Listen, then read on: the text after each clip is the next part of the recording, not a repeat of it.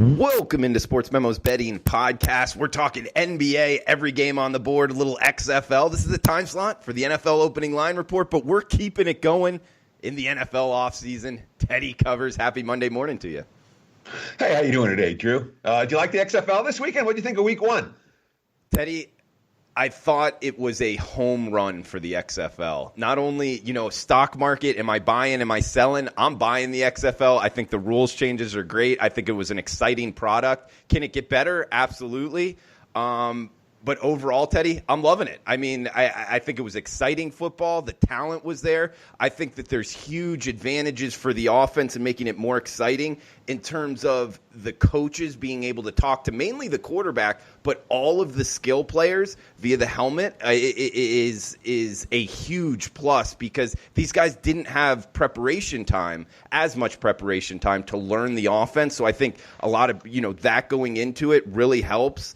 And just the rule changes in general. I mean, the kickoff alone is 10 times better than the NFL kickoff. Overall, I really liked it. I don't know. What did you think, Teddy? Sure. On all I'm interested in, I could care less if it's a good product. I don't care if I can beat it. That's what matters to me. And the other thing that matters to me was the fact that I was getting texts from friends all over the country. There was a buzz about this that we didn't see for any of the other football leagues. And the fact that all 4 games this weekend were on TV, and the fact that, my buddies in Michigan are like, hey, who do you like? What's going on? That people outside of the orb that we normally deal with were interested in this. I'm with you on a buy sign. We, of course, have opening lines for week 2 of the XFL, and I cannot give you a realistic assessment of where these numbers are going to move. I apologize, but we do have openers. Let's report them.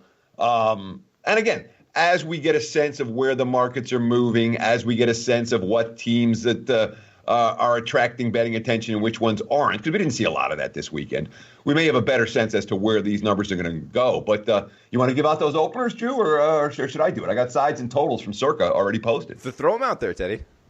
Sure. So this week we have the DC Defenders at home against the New York Guardians. DC minus 5.5 at Circa. Caesars has a 5. Total there is 48. Again, these are opening numbers that have just come up.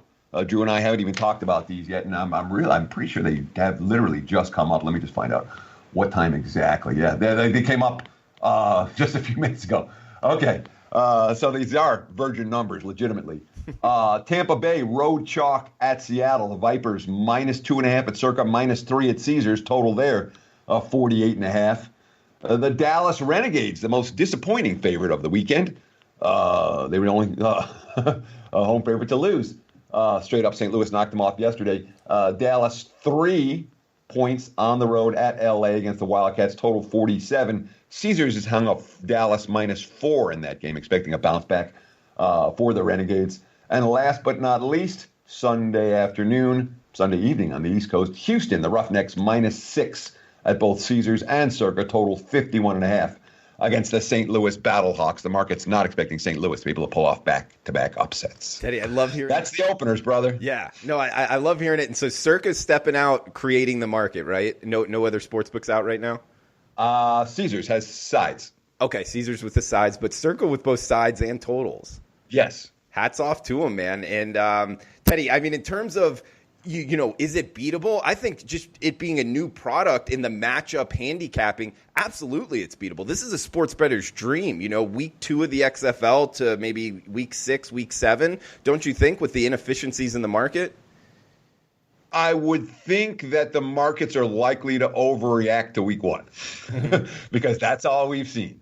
The question as a handicapper is, what did we see in week 1 that we're not likely to see in week 2? Which teams have the potential to get better and which ones don't?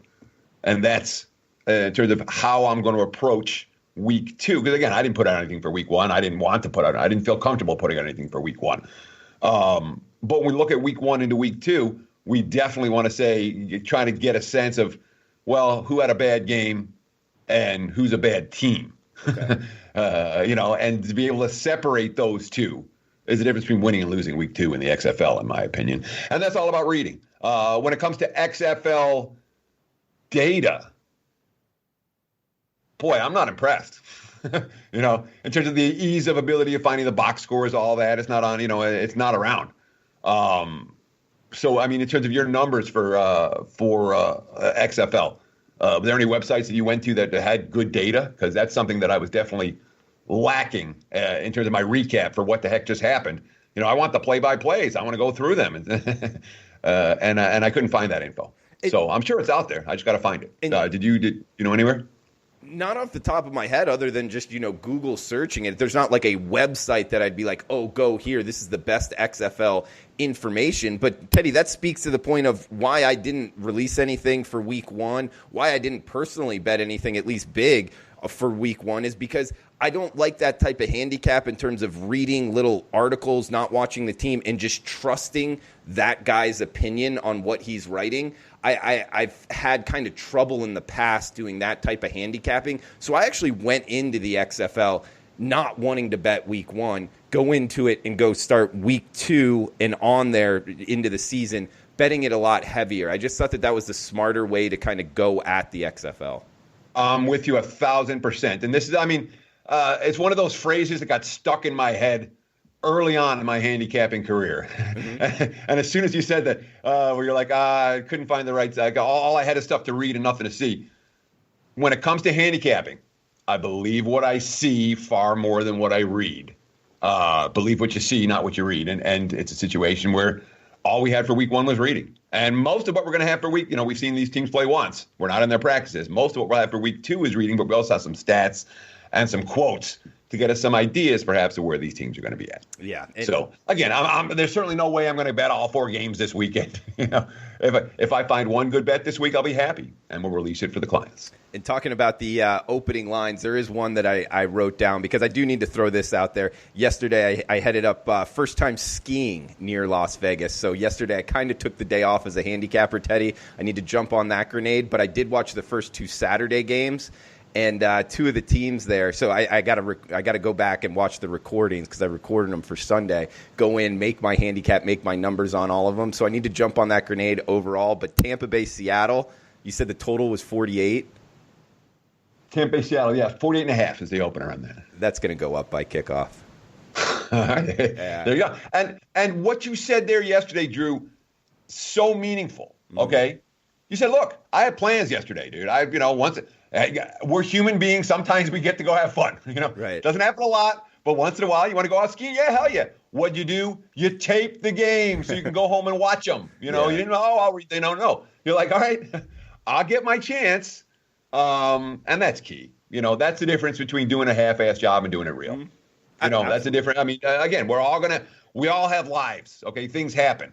And sometimes you don't get to watch every game, but hitting that little record button for a league you haven't seen before, and then get a chance to watch it tonight, it makes all the difference, dude. It really does. Absolutely. And there is a negative. Circus numbers are out, and now other people are getting to go into that, and I'm kind of, holding off at least until I can get my legs under me with the XFL and likely bet it late night tonight. So did want to throw that one out there. Tampa Bay, Seattle, I think both of those offenses are the 2 type of offenses to improve going forward. So 48, I doubt that number 48.5 is there by kickoff. Anyway, wanted to throw that out there, Teddy. Go ahed. Yeah, just last note on the XFL for week one. The biggest issue in my mind for week one was offensive line play.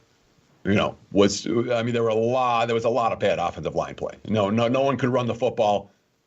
No quarterbacks there wasn't a quarterback that I saw that had ample time to throw.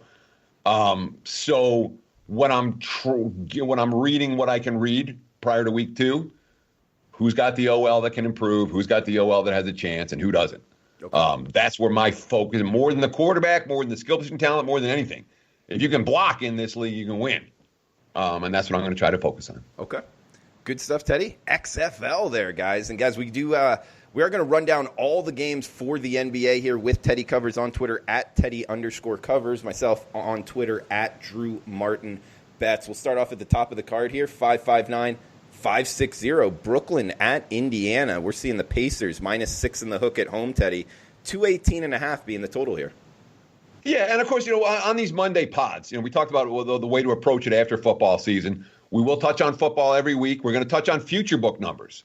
As they come up, of course, we haven't seen much moving in the future book between last week and this week. All we have are odds to win the Super Bowl for next year. But that will be a focus of the show. The other focus on Mondays is going to be NBA, obviously. And today, it's a rare deep Monday NBA card. Most Mondays we'll have a handful of games to talk about, but what do we have? I think 8 of them today.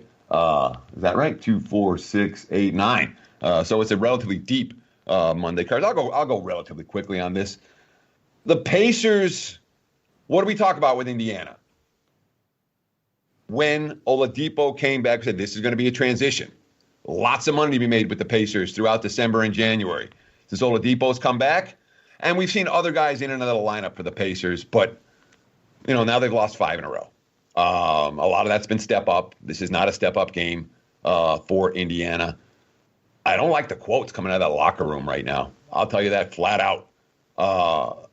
And again, I don't think this is going to be a long-term problem for the Pacers. When we look at the contenders in the East, I mean, every time you hear someone talking about the East, it's Philly. No, it's Boston. No, it's Milwaukee. No, it's Miami.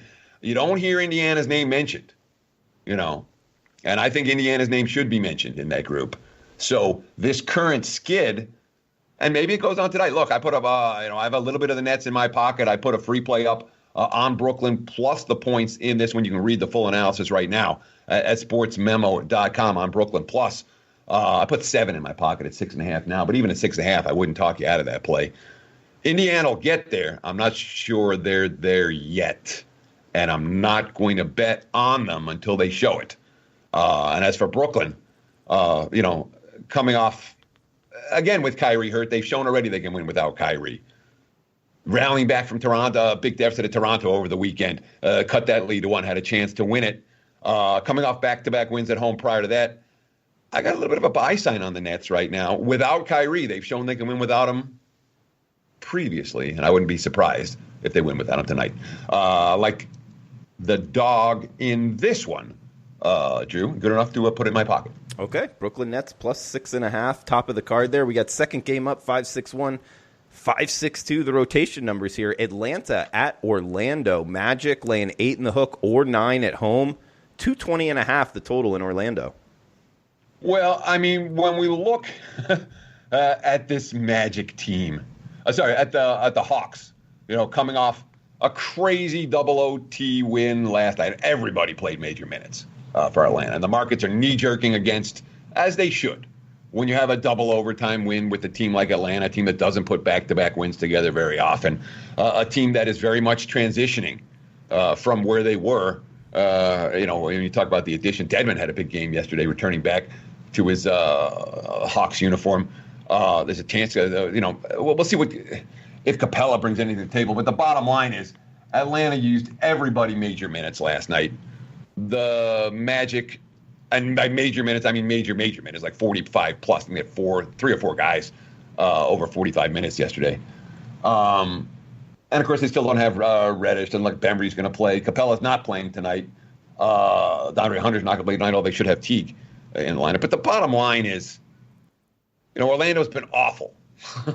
Awful for the last couple weeks. And they talk, we were at this spot. We had the same record last year, and they finished out after the All-Star break and won 20 games and 20-9 down the stretch and found a playoff spot. I'm not sensing any of that from the Magic this year. And when you talk about teams I'm not excited about laying a price with, Orlando's at or near the top of that list. So the markets are knee-jerking into the Hawks. I don't blame them. It's certainly not a bet-on spot for Atlanta, but this price is not a price I'm willing to lay with Orlando, especially against, the Hawks only play one way. They'll go up-tempo. They'll play fast. And the Magic don't necessarily excel at that pace. They just don't have shooters to fill up the basket. Not a game I'm going to play. Guys, check out Teddy Cover's free play in the NBA up right now at sportsmemo.com at his handicapper page. He was also 51-34. That's 60% NBA post All-Star break last year. So that continues this year. 60% in the NBA after the All-Star break last year. Also 48-31, 61% in March college hoops the last 2 years. So has been seeing it well about this time frame each of the past couple years here in the NBA and college basketball. And guys, you can get Teddy Cover's 1-year all access right now, sportsmemo.com CFL.com. Using the coupon code DM999 at checkout will take $1,000 off of his 1-year all-access package, good for the next 48 hours. Coupon code DM999 at checkout. 1 year, all access for Teddy covers. Actually, you can use that for any handicapper, sportsmemo.com. Dr. Chuck, myself, Drew Martin. 1 year, all access, unlimited use, next 48 hours. Coupon code DM999 at checkout. Charlotte, Detroit up next here, Teddy. 205.5 being the total. Minus 3.5. That's the Pistons laying at home. Well, you can pick your poison here. Literally, this is one that shocked me. Charlotte's beaten them 9 straight times, which I don't know if they're good enough to beat anybody. Yeah, really. 9 straight times. Yeah. So that one, I'm like, really? It was one of those views I read it, and I'm like, I don't believe it. I got to go back and look through the game. And they did. So whatever reason, Charlotte said Detroit's number. I don't want either one of these teams. Okay. I've got Charlotte ranked dead last, number 30 out of 30 NBA teams. The games they win are the games where somebody's not looking, not paying attention, or when their backcourt gets hot. Charlotte does have shooters. When Devontae Graham starts hitting, all of a sudden they win a couple games and cover some point spreads. And he gets hot in the fourth quarter. But that's the only games they win or cover. It's when teams are looking past them or from one of their guards gets hot. That being said, the Pistons in the post-Drummond era. And who knows? Detroit's mass injury-wise. Look at the latest right now when it comes to the injury report for Driven. Svi Mikulik he's a maybe tonight. And he's impressed me for Detroit in recent weeks. One of these draft choices, you're like, yeah, who's this guy coming out of Europe? You never seen him play in college. And he's been a good perimeter threat who can handle the basketball for the Pistons. He's questionable. Brandon Knight might go, but there's one guy I'm not playing the Pistons without right now. That's Derrick Rose. Derrick Rose, A, he's the heart and soul of that team. B, he plays hard 48 minutes every night, winning or losing. C, he's capable of leading comebacks when they're trailing like they are usually at home in the fourth quarter. And the fact that they kept him and didn't get anything from him at the trading deadline, well, I don't know if that's a bonus for Detroit, but I do believe that Rose, if you're talking about the one impact player that I don't want the Pistons laying points with without him on the floor, that's Derrick Rose. He is officially doubtful tonight. So this is not a game that is must watch. Although, frankly, in some ways it is must watch because I think you'll learn as much about these two teams as any two that you watch this evening in the NBA. You know me, Drew. I watch the association a lot. I'll have it on one of the TVs tonight, even if it doesn't have sound. All right, man. Well, always learning, Teddy. That's part of handicapping and becoming a better handicapper. Knowledge is power in this industry. 565-566, Minnesota at Toronto up next. 230.5 being the total here, Teddy. Raptors laying 9 and a hook north of the border. Yeah, and look, I got this play up for sale on $9 Monday. I'm going to give it out on the show today. Do it. Yeah, it's the only NBA play that I made a full unit wager on myself this evening. And when you do that, but yeah, let's give it out on the show. Obviously, since we're transitioning from NFL to NBA and football on the podcast, I took Minnesota plus. Okay. And this is a flat-out buy sign on the T-Wolves. 13 games in a row they lost? And the vast majority of those games were single-digit defeats. They were in the games. They couldn't close over and over and over again. Now, say what you want about Andrew Wiggins. Andrew Wiggins did not work in Minnesota. And as soon as he's out of there, they covered the point. What they covered by 37. Blowout win over the Clips. And it was a no-show for the Clips. I understand it was a bad game for LA. The clients and I were able to catch a ticket betting on the Clippers yesterday as a response to their no-show in Minnesota. But there might be some buy sign here on the T-Wolves. There really might. And you look at the additions again. The Wiggins, D'Angelo Russell is the move that's attracting the most attention. But Minnesota made multiple deals. And the quotes coming out of the locker room, hey, we brought in a bunch of guys with energy. They're excited to play. Look what we did game one. We're going to do it again game two. Maybe they don't. Toronto's certainly not an easy team to step in front of. And my strict powering number that says that Minnesota is not necessarily a play here. But when you see something in the NBA like what the T-Wolves just did, you got two options. All right. You say, I'm going to buy this team or I'm going to leave them alone. And given that Minnesota, they've been in all these games, and that 13-game skid, like 8 of the last 10 losses were single digits. They were in them, they just couldn't win. They lose this one by single digits, they'll cover the number. And it's certainly not a pedal to the metal spot for the Raptors. Nothing but respect for Toronto. But I'm riding Minnesota right now. Give me T-Wolves plus 9.5. Again, that's my $9 Monday play in the NBA. And it's one that's obviously in my pocket. There you go. Full unit play.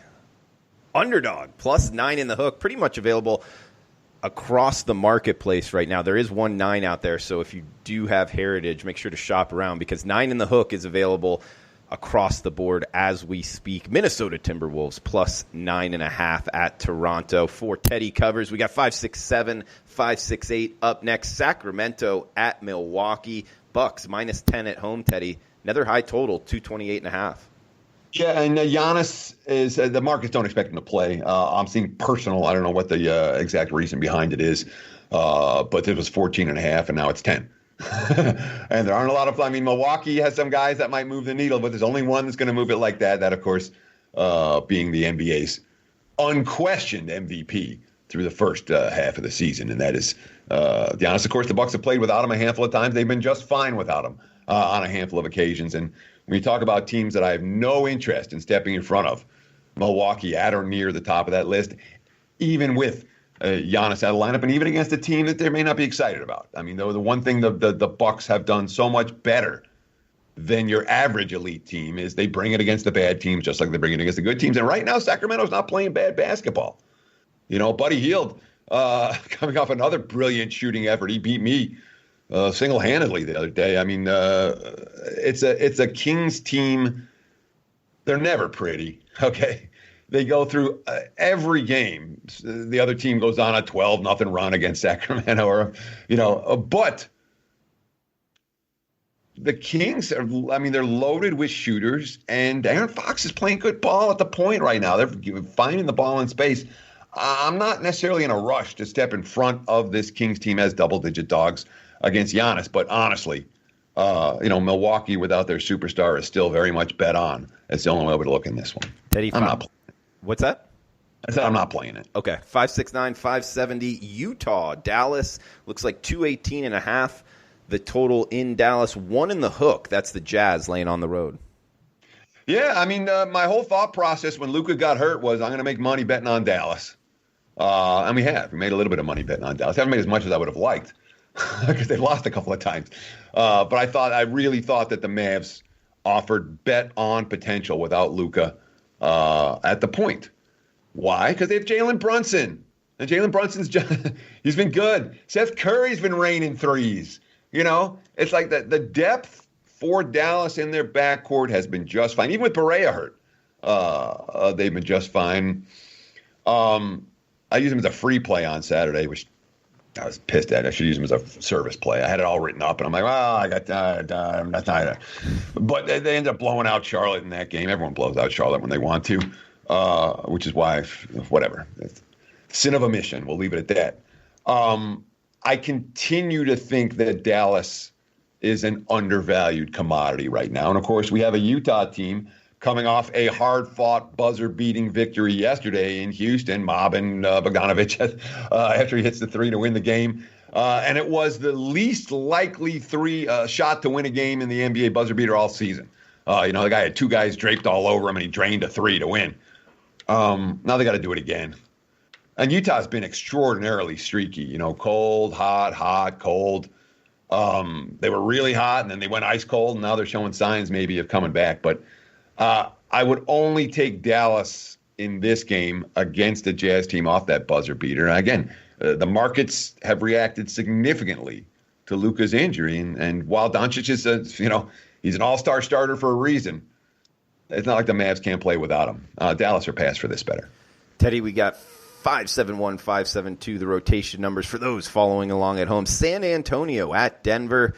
Looks like the Nuggets -7 or -7 in the hook, a mile high, 216 being the total. Well, I've taken 2 shots with the Spurs on their rodeo road trip, and I'm 0-2. I'm not about to take a third one tonight. Cut ties. And again, they came out the first game, and maybe it was just the Clips not playing their best, which sometimes happens with the Clips. But I mean, they gave LA a battle, and then or was it Clips or the Lakers? I forget. And then they had the other one the next night. Oh, there was the Lakers the next night, and the Lakers bombed threes in the fourth quarter. And 2 games since then, we've seen. They had the game against Sacramento that I was referring to earlier, where, again, there's a close game, and all of a sudden the Kings go on a run, and San Antonio had no answer. And then more of the same for San Antonio. I mean, it's a Spurs team this is historically their time. Maybe this is the spot to get them in. It's a Nuggets squad that is still playing shorthanded, has played up or down to level of competition all year long.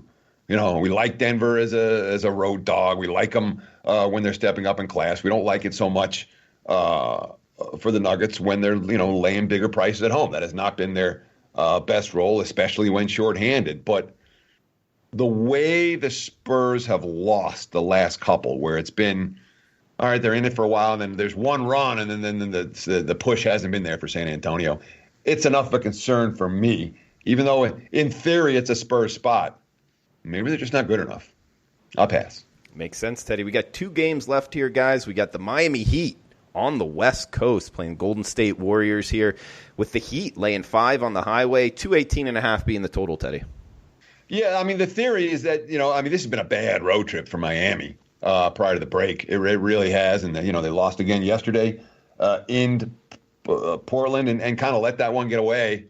I'm not going to have Jimmy Butler, it doesn't look like, again this evening. Let me just double check that. The last I heard was that I got him as questionable. Tyler Hero's not likely to play. Myers Leonard's not likely to play for the Heat. And we like everything Miami did at the trading deadline. Iguodala came in, and again, he got minutes. It wasn't like he was going to be an impact player, and he's not going to be an impact player for the Heat. He's supposed to be someone, and someone's going to come in off the bench and play defense and hit a couple of perimeter shots. They're not asking him to do a whole lot right from the get-go. But in theory, this is supposed to be circle the wagons time for Miami after the miserable start for this road trip. But they're on the second of back-to-backs, and they've been bad. Not mediocre. They've been bad on the second of back-to-backs. Has been the one role that has not worked for them. And it makes sense. Spoelstra's a coach that we like so much. Mm-hmm. Spoelstra's ability to diagram and X and O is, I'm willing to call it second to none in the NBA. So when he's got time to prep his team, they're prepped and ready. When they're on the second night of back-to-backs, he doesn't have that same time, and they're not quite as prepped. And we've seen that both straight up and against the spread this season. And without Butler in the lineup, I mean, there's no case to be made for Golden State. Golden State is a team, it's like Charlotte. They're going to win 2 types of games: when teams look past them and when their perimeter shooters gets hot. And that's all the Warriors have, and that's fine for Steve Kerr this season. He's just trying to get guys some minutes. And, Golden State's not a team I'm willing to ask to beat anyone that cares. And the Heat care tonight.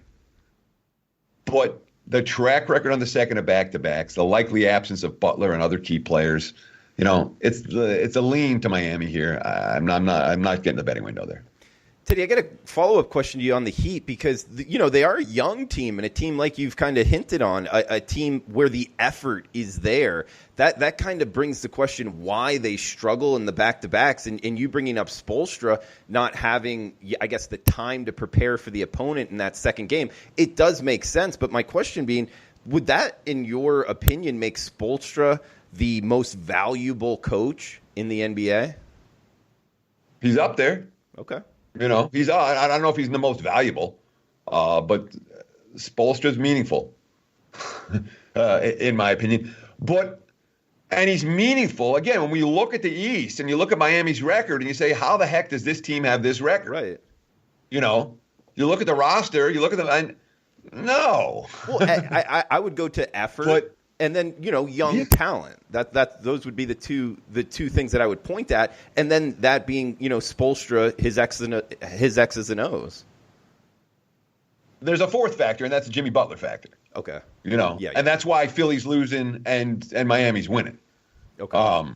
It really is. Again, when over the summer, I remember us talking. I think it was us. I remember talking about it on some podcast, and I think it was me and you. Maybe it wasn't you. I always think all podcasts are with you. You know? Oh, that's such a nice compliment. Thank you, Teddy. But I remember talking about it. I'm like, with that Philly, the decision to sign Harris and let Butler walk, right? What that meant about that locker room. Butler is an intense son of a bitch. All right, absolutely. And if you work hard, Jimmy Butler will be your best friend forever. And if you don't, he won't. And the fact that, Philly was like, we don't want the intense guy. We want the other guy. They could have signed Butler. They could have signed Harris. They made the choice to sign Harris. And to me, that was very meaningful in terms of what Philly's mentality was and what he brought to the Miami Heat. Miami's a lottery team without Jimmy Butler right now because what he's done is more than just on the floor. What he's done is off the floor. And, of course, we're talking about a Heat team that I'm saying they're a lottery. They would be a lottery team without him. They're 34-18 right now, despite this, three-game skid. That's how much Jimmy Butler's worth. Well said, Teddy. We got one game left here. The nightcap, the other nightcap, Miami Golden State, also going off at 10:35 Eastern tip. Guys, reminder, coupon code DM999 at checkout will give you Teddy Covers all-access package for 1 full year, 365 days, $1,000 off using the coupon code DM999 at checkout, sportsmemo.com. He's been hot. This has been a good time of year for him in past years, both in college basketball and the NBA. Check them out, sportsmemo.com. Coupon code DM999 at checkout. Good for any handicapper at sportsmemo.com. Unlimited use. You can get Dr. Chuck. You can get Drew Martin. You can get Rob Vino, whoever you want, and you can get multiple handicappers. Next 48 hours, coupon code DM999 at checkout. Last game up here, Teddy. We'll wrap it up. 575-576 Phoenix at the LA Lakers. Lakers minus 12 in the hook at home. 229, the total. I don't need to give out my power rating numbers. I just realized that. Next podcast, NBA, I got to give out my power rating numbers. Okay. My number for this game was 13.5, and I think that's short. And it's not short, nothing to do with Phoenix. This has everything to do with the Lakers and the fact that the Lakers, played, what do we call it? A sluggish game against Golden State over the weekend where, they had the Warriors beat throughout. They didn't put their foot on Golden State's neck, and all of a sudden Golden State made things interesting down the stretch. And Frank Vogel, another coach who, Vogel will win Coach of the Year. and he's certainly someone who deserves to be in that discussion along with Spoelstra so far. But, Vogel was not amused after the game, talking about, I don't care if the All-Star break's coming. I don't care if we're playing a bottom feeder. We got to close teams out. So, maybe the Lakers will do that tonight. But again, when we start getting into this point spread range, sometimes I'll get involved with a 10-point favorite, 11-point favorite, or double-digit dogs. But most NBA games with double-digit spreads, I don't get involved with a lot, Drew. The Lakers can name the score tonight. But they could be up 30 after 3. And it'll be all, who knows, or 25 after 3, and who knows what happens in the fourth. Teddy, I totally understand that. And I think a lot of handicappers out there listening to you understand that. It's a different type of handicap when it gets large numbers like this. I always go back to college football because that's, college football and college basketball is my comfort zone. And I stay away from that, man. When an SEC team's playing a Sun Belt team in the spread is 30.5, I just don't have as much success with that. So I totally pick up what you're laying down here. Yeah, and Lakers. If I was going to get involved with the Lakers, it might be 7.5 first half. Okay. That's. But again, that's a 7.5 first half. You're not getting a whole lot of bargains on that. And the Lakers. It's not about what they do in the first half tonight. It's about what they do in the second half. And that's kind of what Vogel was saying. So it's not a game I'm going to get involved with. From a total standpoint. And you asked me about a total a minute ago, and I kind of ignored it. You remember which game it was? I apologize. I didn't touch on it. Maybe the high total, 230.5, being Minnesota-Toronto. Oh, Minnesota and Toronto. Yeah. Given the T-Wolves' defensive issues, okay. You can understand that total being in that range. Minnesota and Washington are two teams I'm not in any rush to play unders. Even when they get there, I'm still not in a rush to. Wizards played under yesterday. They scored 14 points in the fourth quarter. I still wouldn't rush to play it under. That's all. For what it's worth. Okay. Good stuff, Teddy. That's every game on the board in the NBA. First 10 minutes of XFL. And, guys, that's something we're going to be a staple here. XFL openers. I will have more of analysis, I guess, each and every Monday going forward on the XFL openers, and hopefully can beat some of those closing lines. We'll also be hitting on the NBA each and every Monday morning here. So stay tuned to the YouTube channel. Also, wherever you're downloading your podcast, check it out, Sports Memo Podcast with Teddy Covers. Teddy, did you want to throw out anything else before we shut this down? Oh, I just saw the first NBA lines for tomorrow. Just popped up. You want to run them out? Yeah. Wizards 3, 228.5 over the Bulls. The Clippers 2.5. That's a disappointing number. Clippers 2.5, 225.5 at Philly. Boy, I was hoping to get that at 1. Darn it. No number on Portland, New Orleans yet. Everyone's injured for that. But the question about Brandon Ingram is the guy who's keeping that number off the board. OKC 6.5, 221 against the Spurs on the second of back-to-backs. For what it's worth, my powering number is significantly higher there. But it's always off on OKC. The markets and me have different numbers on OKC. And Boston and Houston. Houston -2, total 230. My number there is only Rockets -1. So that's the opener. The very first openers I'm seeing for Tuesday's NBA. So there. Just popped up. Teddy Covers on Twitter at Teddy_Covers. Myself on Twitter at Drew Martin Betts. Guys, thanks for tuning in. Coupon code DM999 at checkout. 1 year, all access, any handicapper on the board. Guys, best of luck with your bets. We'll be back with Andrew McGinnis talking hockey for Tuesday night's card.